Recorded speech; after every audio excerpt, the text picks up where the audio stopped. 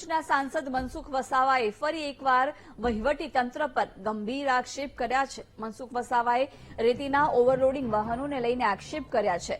ઝઘડિયા તાલુકામાં રેતીના ઓવરલોડ વાહનો બેરોકટોક દોડે છે। આ વાહનોને લઈને વસાવાએ કહ્યું કે જિલ્લા વહીવટી તંત્રના કેટલાક અધિકારીઓનું રેતીવાળા સાથે સેટિંગ છે।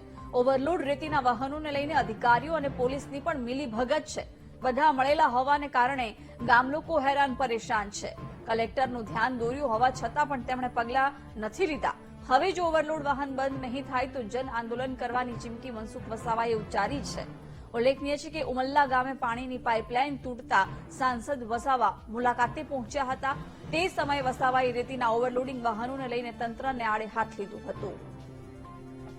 એટલા મોટા હાઈવા જાય છે કે એના કારણે લોકો ખૂબ ત્રાસી ગયા છે। નાના વાહન ચાલકો તો ખૂબ જ પરેશાન છે। આ હાઈવાઓના કારણે પીવાના પાણીની પાઇપલાઇન છેલ્લા 5 દિવસથી તૂટી ગઈ છે।